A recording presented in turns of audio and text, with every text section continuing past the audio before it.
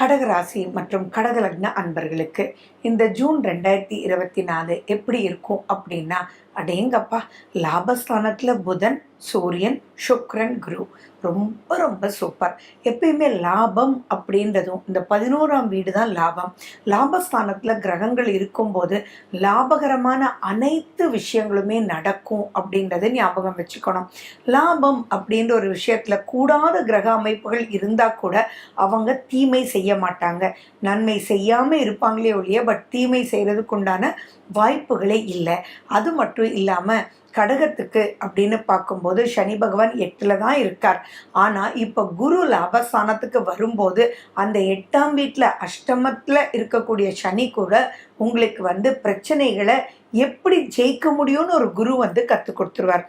இது எப்படி ஒரு உதாரணம் உங்களுக்கு சொன்னால் புரியும் அப்படின்னா, ஃபார் எக்ஸாம்பிள் ஒரு குழந்தை படிப்பே வரல அப்படின்னு உட்கார்ந்துட்டுருக்கு.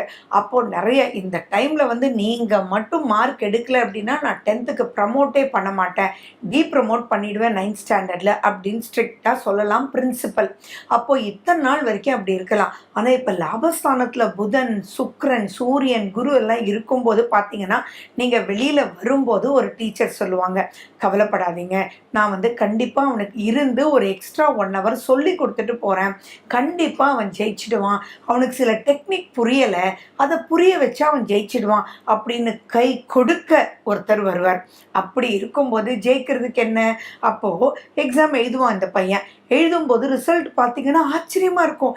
என்னடா இவன் 15, 18 மார்க் வாங்கிட்டு இருந்தான், எத்தனை தடவை ரிவிஷன்லேயும் இப்படி தான் வாங்கினா, எப்படி அவனுக்கு ஒரு டெஸ்ட்டுன்னு வச்சு அவன் பண்ணும்போது பார்த்தீங்கன்னா 70, 80 வந்துட்டான் அப்படின்லாம் நம்ம ஆச்சரியப்படுறோம் இல்லையா? அப்படிப்பட்ட காலகட்டம் தான் இந்த ஜூன் மாதத்தில் ஃபஸ்ட் ஹாஃபில் இருக்கக்கூடிய கிரக அமைப்பு. ஏன் இந்த ஃபஸ்ட் ஹாஃப் அப்படின்னா, செகண்ட் ஹாஃபில் பார்த்தீங்கன்னா உங்களுக்கு விரயஸ்தானத்துக்கு சுக்கிரன், புதன், சூரியன் போயிடுறார். உங்களுடைய 2ஆம் அதிபதி 12 போய் வேற உட்கார்ந்துடுறார். அப்போ அந்த இடத்துல விரயங்கள் எக்கச்சக்கமாக இருக்கும். ஸோ ஃபஸ்ட் ஹாஃப் ரியலி குட்ன்றது ஞாபகம் வச்சுக்கோங்க. இன்னொன்று, உங்களுடைய சந்திராஷ்டமம் இந்த தடவை ரொம்ப ரொம்ப ரொம்ப கடுமையாக இருக்கும். ஸோ சந்திராஷ்டமத்தில் ரொம்ப ரொம்ப எச்சரிக்கையாக இருங்க. ஏன்னா 8ஆம் வீட்டில் சந்திரன் போகும் தான் சந்திராஷ்டமம். அந்த 8ஆம் வீட்டில் தான் ஏற்கனவே சனி பகவான் உட்கார்ந்துட்டு இருக்கார். சனி பெயர்ச்சி 6 வரைக்கும் இது நீங்கள் எச்சரிக்கையாக இருக்கணும். அதில் இந்த ஜூன் மாதம் ரொம்ப ரொம்ப ரொம்ப எச்சரிக்கையாக இருக்கணும். ஏன் அப்படின்னா, அந்த சனி பகவான் உங்களுக்கு செவ்வாயை பார்க்குறார். அந்த செவ்வாய் உங்களுக்கு இருக்கக்கூடிய இடம் சிறப்பு அல்ல. நல்லா இங்கே புரிஞ்சுக்கணும், சிறப்பு அல்ல. அப்போது நீங்கள் உங்களுடைய சந்திராஷ்டமத்தன்னைக்கு சந்திரனும் சனியும் சேர்ந்தாலே இட்ஸ் கால் புணர்ப்பு யோகம். அந்த புணர்ப்புன்னா மறுபடியும் மறுபடியும் மறுபடியும்ன்றதான் புணர்ப்பு. அந்த இடத்துல செவ்வாயும் சேர்றதுனால சந்திராஷ்டம சமயத்தில் நீங்கள் சின்னதாக ஏதாவது ஒருத்தரை சொன்னால் கூட அது மிகப்பெரிய பிரச்சனையில் கொண்டு போய் விட்டுரும். நான் கடைசியில் உங்களுக்கு என்னைக்கு அந்த சந்திராஷ்டம் வருதுன்றதும் சொல்கிறேன். அந்த டைமில் நீங்கள் நோட் பண்ணி வச்சுக்கோங்க, ஒரு அலாரம் கூட செட் பண்ணி வச்சுக்கோங்க. நார்மல் ரொட்டீன்லேயே கேர்ஃபுல்லாக இருங்க. எந்த ஒரு பிரச்சனை, ஃபார் எக்ஸாம்பிள் நீங்கள் வண்டியில் போயிட்டுருக்கீங்க, யாரோ அந்த வண்டியை அவங்க தான் முட்டினா அப்படின்னா கூட ஓகே சார் அப்படின்னு போனாலே பெரிய பிரச்சனை வரும். ஸோ அந்த இடத்துல வண்டியில் போகாமல் இருக்கக்கூடாது, பட் ரொம்ப எச்சரிக்கையாக இருக்கணும். உதாரணத்துக்கு பார்த்தீங்கன்னா, அந்த டைமில் கொஞ்சம் அரளியை நீங்கள் உங்கள் வண்டியில் வச்சுருப்போங்க. உங்கள் டேஷ்போர்டில் கொஞ்சம் அரளி வச்சுக்கோங்க. நீங்கள் 2 வீலர்னால் ஃப்ரண்ட்டில் கொஞ்சம் அரளி வச்சுக்கோங்க. ஒரு எலுமிச்சைப்பழம் வச்சுக்கோங்க. இதெல்லாம் பெரிய பெரிய ப்ளஸ். சரி, இந்த டைமில் நல்ல விஷயங்களும் நிறையா இருக்குதுன்னு சொன்னேன் இல்லையா? அது என்னென்ன நல்ல விஷயங்கள் அப்படின்னா, ஆன்சைட்டுக்கு எக்கச்சக்கமான வாய்ப்புகள் உண்டு. 9ஆம் வீட்டில் ராகு. அப்படி இருக்கும்போது நீங்கள் ஆன்சைட் ஆப்பர்ச்சுனிட்டிஸ் நீங்கள் போகிறதுக்கும் வாய்ப்புகள் இருக்குது. ஆன்சைட்லேருந்து உங்களுக்கு நீங்கள் ஒர்க் ஃப்ரம் ஹோமாக இருக்கலாம், நிறைய ப்ராஜெக்ட்ஸ் வர்றதுக்கும் வாய்ப்புகள் இருக்குது. இதே தான் பிஸ்னஸில் இருக்கும்போது எக்ஸ்போர்ட் இம்போர்ட் பண்ணுறவங்களுக்கெல்லாம் நல்ல ஆப்பர்ச்சுனிட்டிஸும் இன்றைக்கி உள்நாடு வெளிநாடுலாம் சர்வசாதாரணம் ஆயிடுச்சு. ஸோ வெளிநாட்டில் இருக்கக்கூடியவங்க உங்களோட கம்யூனிகேட் பண்ணி அதன் மூலிமா லாபகரமாக நெக்ஸ்ட் ஸ்டேஜுக்கு போகிறதுக்கு உண்டான ஒரு வாய்ப்புகள் வாய்ப்புகள் இருக்குது. ஃபார் எக்ஸாம்பிள் பார்த்தீங்கன்னா, இப்போ வந்து நீங்கள் ஒரு யோகா டீச்சராகவே இருக்கீங்க அப்படின்னே வச்சுக்கோங்களேன். இப்போ நீங்கள் யோகா வந்து சொல்லி கொடுத்துட்ருப்பீங்க. அப்போ ஒருத்தரோட தங்கச்சிக்கு சொல்லி கொடுத்துட்ருக்கீங்க அப்படின்னா, அவங்க அக்கா கிட்ட சொல்லுவாங்க, இவ்வளோ நல்லா healthy ஆயிட்டேன்னு.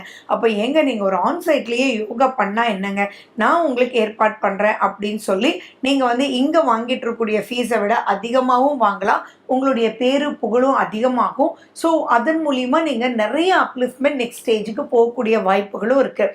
So just get connectivity with something abroad அப்படின்றது மைண்டில் ஞாபகம் வச்சுக்கோங்க. கலைத்துறையில் இருக்கிறவங்களுக்கு இப்போ நிறைய ப்ளஸஸ் வந்து உங்களுக்கு ஏற்படும். அண்ட் மேலும் பார்த்தீங்கன்னா, குரு கிரகம் உங்களுக்கு மாதம் முழுக்க வருடம் முழுக்க சூப்பராக இருக்குது. பட் மற்ற கிரகங்கள் எல்லாம் செகண்ட் ஹாஃபில் ரொம்ப எச்சரிக்கையாக இருக்க வேண்டிய பாயிண்ட்ல இருக்குது. பட் குரு ஆல்வேஸ் குட் பொசிஷனில் தான் இருக்கார், அதனால சந்தோஷப்படணும். பட் இப்போ செவ்வாய் அப்படின்ற கிரகம் ரொம்ப சரியில்லாததுனால நீங்கள் உங்களோட குழந்தைங்களோட ரொம்ப எச்சரிக்கையாக இருக்கணும். குழந்தைங்களுக்காக போய் பேசினேன்னு சொல்லி பிரச்சனையை இழுத்துருக்கக்கூடாது. நண்பர்களுக்காக பேசினேன்னு பிரச்சனையை இழுத்துக்கக்கூடாது. இப்போ எப்படின்னா, சும்மா நீங்கள் கதவை திறந்தாலே பிரச்சனை வர்றதுக்கு வாய்ப்புகள் இருக்குது. அப்போ நீங்களாக போய் நின்று பேசுனீங்கன்னா பிரச்சனையை வாவான்னு கூப்பிடுறதுக்கும் தேவையில்லாத பிரச்சனைக்குள்ளே மாற்றுறதுக்கும் வாய்ப்புகள் அதிகம். தயவு செஞ்சு யாருக்காக ஹெல்ப் பண்ணுறேன் அப்படின்னு நீங்கள் வந்து ஷூரிட்டி சிக்னேச்சர் எல்லாம் போட்டுறாதீங்க. நீங்கள் ஓகே நான் இருக்கேன் கொடுப்பா அப்படின்ற வார்த்தையே இப்போ சொல்லக்கூடாது அப்படின்றத ஞாபகம் வச்சுக்கோங்க. ஏன்னா 9ல் சனி செவ்வாயை பார்க்கிறார் அப்படின்றது. ஸோ இந்த மாதம் வந்து ரொம்ப அலர்ட். எதில் அப்படின்னா, எந்த இடத்துலையும் உங்களுக்கு கோர்ட்டு கேஸுன்னு வந்துடக்கூடாது, வம்புகள் வந்துடக்கூடாது. எது எடுத்தாலும் சாந்தமாக நீங்கள் போகணும். அரசு வழி அணுகுங்கள் இல்லை. அதே மாதிரி அரசு அப்படின்னு சொல்லும்போது ஒரு பில் கட்டுறது, நார்மல் ஒரு எலக்ட்ரிசிட்டி பில்லாக இருக்கட்டுமே, அது கூட 15ஆம் தேதினா நீங்கள் 5ஆம் தேதியை நீங்கள் வந்து கட்டிடணும். உங்களுடைய ஜிஎஸ்டி இதிலெல்லாம் கேர்ஃபுல்லாக இருக்கணும். அதே மாதிரி புதன் பார்த்தீங்கன்னா 12ஆம் வீட்டுக்கு வந்துடுறாரு உங்களுக்கு 14ஆம் தேதி. ஸோ அதுக்கப்புறம் உங்கள் அக்கௌண்டன்ட்டோடலாம் கூட நீங்கள் காஷனாக இருக்கணும். அவங்க மறந்துட்டாலும் பிரச்சனைன்னு வரும்போது நீங்கள் தான் ஃபேஸ் பண்ண போகிறீங்க. அவங்க சாரின்னு சொல்லிட்டு போயிடுவாங்க. ஸோ அதனால நீங்கள் பிஸ்னஸில் இருந்தாலும் சரி, எந்த ஒரு ஜாபில் இருந்தாலும் சரி, அக்கௌண்ட்ஸ் வித் கவர்மெண்ட் அப்படின்ற ஒரு விஷயத்தில் சின்ன விஷயமா இருந்தாலும் சரி, இன்சூரன்ஸாக இருந்தாலும் சரி, நீங்கள் ரொம்ப கேர்ஃபுல்லாக இருக்கணும். அதே மாதிரி வண்டி வாகனத்தில் போகும்போது நீங்கள் ஆக்சிடெண்ட் ஆகிறதுக்கு எக்கச்சக்கமான வாய்ப்புகள் இருக்குது. அந்த ஆக்சிடெண்ட் மற்றவங்க பண்ணி கூட உங்கள் மேலே பழி வர்றதுக்கும், அதுக்காக விரயங்கள் ஆகிறதுக்கும், செலவுகள் பண்ணுறதுக்கும் ஆப்பர்ச்சுனிட்டிஸ் அங்கே காமிக்குது. ஆப்பர்ச்சுனிட்டிஸ் ஆஃப் பாசிட்டிவிட்டி அப்படின்றது பல ரூபத்தில் இருந்தாலும் இந்த மாதிரி விரைய செலவுகள் எக்கச்சக்கமாக காமிக்குது. அந்த இடத்துல நிதானத்தோட ஹியூமனிட்டியோட நடந்துக்கணும். பொதுவாகவே கடகராசி கடகலக்ன அன்பர்கள் வந்து அன்புக்குரியவர்கள். அந்த அன்பை முன்னாடி வச்சு மற்ற விஷயத்தை நீங்கள் தள்ளி வச்சிட்டிங்கன்னாலே things will be very clear. And மேலும் பார்த்தீங்கன்னா, கடகம்னா சந்திரன், அந்த சந்திரன்னா திருப்பதி.